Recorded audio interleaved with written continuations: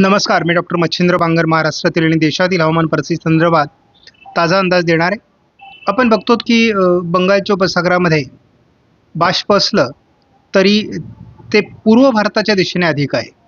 तर महाराष्ट्राच्या बाबतीत दक्षिणेकडून म्हणजे नांदेड, लातूर, धाराशिव, बीड, सोलापूर, सांगली, कोल्हापूर, सातारा आणि नंतर मग रायगड, रत्नागिरी, सिंधुदुर्ग जिल्ह्यांमध्ये, त्याचबरोबर थोडं पुणे आणि अहिल्यानगरच्याही भागामध्ये पावसाळी क्षेत्र आहे.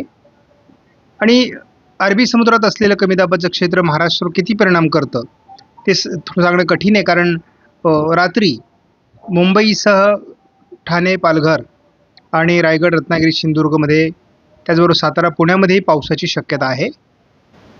सध्या आपण मेघगर्जनेसह विजांच्या कडकडासह पाऊस पडण्याचं वातावरण हे थोडं गडचिरोलीच्या दरम्यान किंवा नांदेड, लातूर, थोडं सिंधुदुर्ग, कोल्हापूरच्या भागात, गोव्याच्या आजूबाजूने पावसाळी क्षेत्र आहे. ती हवामान खात्याच्या वेबसाईटला आपण दररोज लक्ष देतोय. आत्ता आपण सध्या बघतो की साधारण 5 दिवसामध्ये बंगालच्या उपसागरामध्ये एक कमी दाबाचं क्षेत्र तयार होणार आहे आणि नंतर त्याचं तीव्र कमी दाबात रूपांतर होण्याची शक्यता आहे. एक कमी दाब अरबी समुद्रात तयार झाला असला गोव्याजवळ, तरी आता त्याचं डिप्रेशन बनणार आहे आणि पुढे आपण कंटिन्यू बघतो जवळपास 5 दिवस त्याची तीव्रता वाढत जाणार आहे. आणि जर 5 दिवस त्याची तीव्रता वाढली तर ते वादळ चक्रीवादळात रूपांतरित होईल. मान्सूनच्या बाबतीत आजची अपडेट आहे ती 19, 20 आणि 22 तारखेला ज्या ठिकाणी अरबी समुद्रात मान्सून थांबलेला आहे, तर आपण पूर्व भारताकडे देखील आता जवळपास पूर्व भारताच्या काही राज्यांमध्ये प्रवेश होण्याच्या टप्प्यावर म्हणजे सीमेवर येऊन मान्सून थांबलेला आहे. त्यामुळे आता कोणत्याही क्षणी पूर्व भारतात आणि केरळमध्ये मान्सून दाखल होईल. माझा अंदाज आहे की येत्या 48 तासामध्ये ही प्रक्रिया घडण्याची शक्यता आहे. तो की एक्सटेंडेड रेंज मॉडेल फॉरकास्ट हे जवळपास 1 महिन्याचा अंदाज देतं आणि या अंदाजाच्या दृष्टीने महाराष्ट्रात काय परिस्थिती असेल त्याचाही अंदाज यामधून मिळतो. आता आपण बघतो की 22 मे म्हणजे आजपासून तर 29 मेपर्यंत दोन्ही समुद्रांमध्ये वादळी परिस्थिती राहील. परंतु वादळी परिस्थितीचा महाराष्ट्रावर परिणाम होणार नाही, केवळ कोकण किनारपट्टीत परिणाम होईल. महाराष्ट्रात उत्तम पाऊस असणार आहे.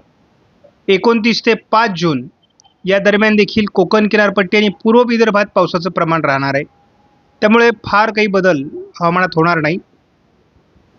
त्यानंतर 5 जून ते 12 जूनच्या दरम्यान थोडं पश्चिम महाराष्ट्रातलं पावसाचं प्रमाण हलकंसं कमी होऊ शकतं, परंतु महाराष्ट्रात पावसाची हजेरी असणार आहे. या 3ही आठवड्यात कोकण किनारपट्टीला चांगल्या प्रकारचा पाऊस राहील. तीच परिस्थिती आपण शेवटच्या आठवड्यात 12 जून ते 19 जूनच्या दरम्यान बघितली तर वातावरणात फार काही बदल नाही. या 4ही आठवड्यात महाराष्ट्रात पाऊस होण्याची शक्यता व्यक्त केलेली आहे. येत्या 24 तासात विदर्भातील उष्णतेचं प्रमाण संपणार आहे आणि मग पुढे ते बराच काळ संपेल असा अंदाज आहे. कारण सातत्याने असलेली पावसाळी परिस्थिती, त्यामुळे महाराष्ट्रातील बहुतांश उष्णतामान कमी होणार आहे. आपण बघतो की सध्या दक्षिण कोकणामध्ये आणि गोव्यामध्ये जो वातावरण तयार झालेलं आहे त्याचा प्रभाव उद्या किंवा आज रात्री अधिक वाढण्याची शक्यता आहे आणि त्यामुळे पुणे, सातारा, सांगली, कोल्हापूर, रायगड, रत्नागिरी, सिंधुदुर्ग, मुंबईपर्यंत जोरदार पावसाळी क्षेत्र उद्या तयार होण्याची शक्यता आहे. पावसाचं प्रमाण महाराष्ट्रामध्ये जोरदार 24 तारखेला असणार आहे JFS मॉडेलनुसार. ही वादळी परिस्थिती महाराष्ट्रावर सरकण्याचा अंदाज JFS मॉडेलनी 25 तारखेला दिली आहे. सध्याच्या निरीक्षणानुसार JFS मॉडेलने हे वादळ महाराष्ट्रावर बऱ्याच ताप देईल असं दिसतंय. त्यामुळे 25-26 तारखेला याचा महाराष्ट्रावर प्रभाव राहील. एकाच वेळेस बंगालच्या उपसागरात आणि अरबी समुद्रात असलेल्या पावसाळी परिस्थितीमुळे महाराष्ट्रात 27 तारखेलाही पाऊस असणार आहे. 28 तारखेला देखील महाराष्ट्राच्या विदर्भाच्या बाजूने पावसाळी क्षेत्र असेल. मात्र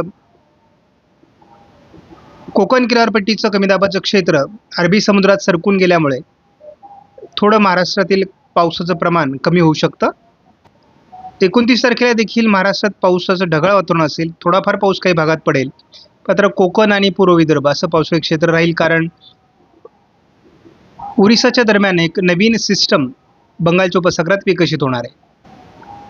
आपण बघतो की एक पूर्व भारताकडे आणि एक अरबी समुद्रात असलेली सिस्टम ही पुन्हा फिरून 30 तारखेला कोकण किनारपट्टीवर धडकण्याची शक्यता आहे. उत्तर भारतात एक WD देखील सक्रिय होणार आहे. पूर्व भारतात कमी दाबाचं क्षेत्र आहे.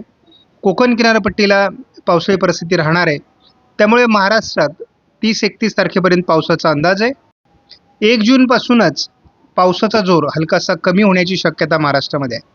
ICMW मॉडेलने देखील कोकण किनारपट्टीला उद्या पावसाचं प्रमाण वाढण्याचा अंदाज आहे. त्याचबरोबर पुणे, सातारा,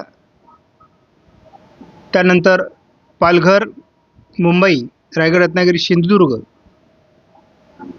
अगदी बीड, लातूर, धाराशिवपर्यंत पावसाळी क्षेत्र असणार आहे. 24-25 तारखेला हवामानात मोठा बदल आहे. दोन्ही समुद्रांमध्ये अतिशय उत्तम अशा प्रकारचं बाष्प तयार होत असल्यामुळे मान्सूनची 25 तारखेला पूर्व भारतात आणि दक्षिण भारतात एंट्री होईल असा अंदाज आहे. 26-27ला आपण बघतो की संपूर्ण कोकण किनारपट्टीला वादळी प्रभाव राहिल्यामुळे मोठं पावसाळी क्षेत्र कोकणाच्या भागामध्ये राहण्याची शक्यता आहे. जवळपास 26-27 तारखेचं आपण वातावरण बघतो.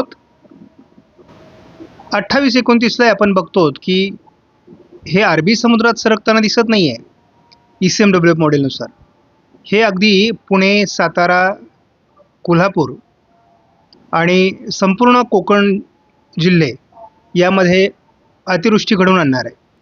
ICMW मॉडेलने देखील आणि GFS मॉडेलने देखील ही सिस्टम अरबी समुद्रात जाण्याऐवजी महाराष्ट्राच्या काही भागात स्थिरावण्याची शक्यता आहे.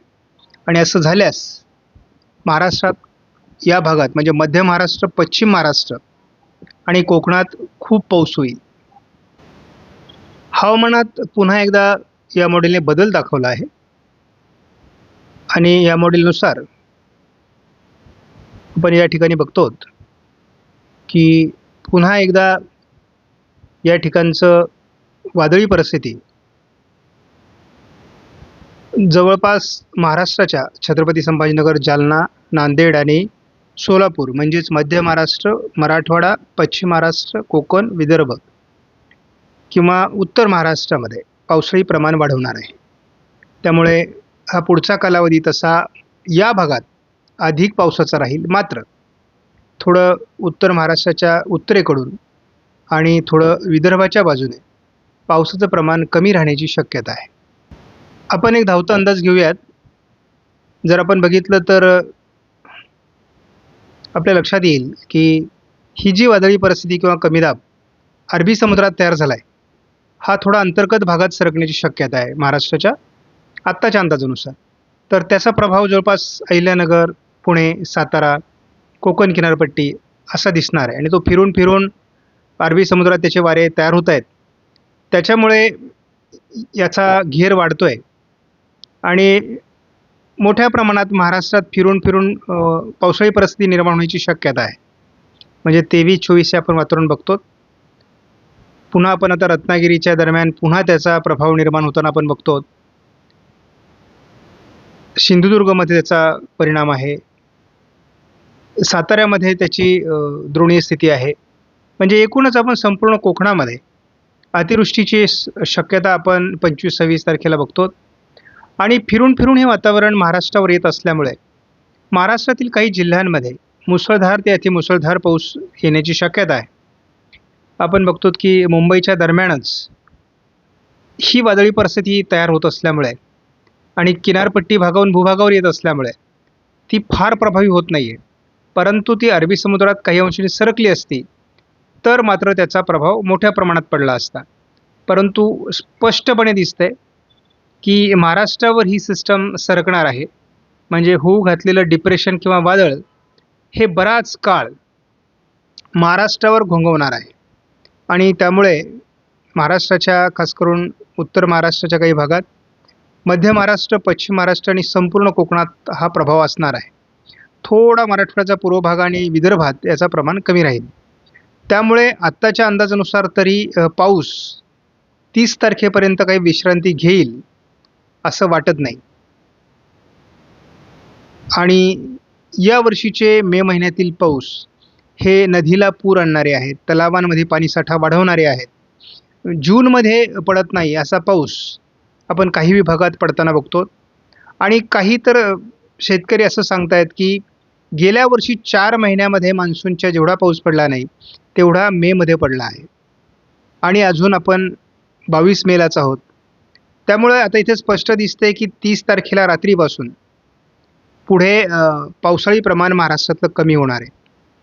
आणि त्यामुळे ही सिस्टम काही अरबी समुद्रात सरकत नाही आहे, ती महाराष्ट्रालाच धोका देणार आहे. त्यामुळे महाराष्ट्रात खूप काळ पाऊस राहील.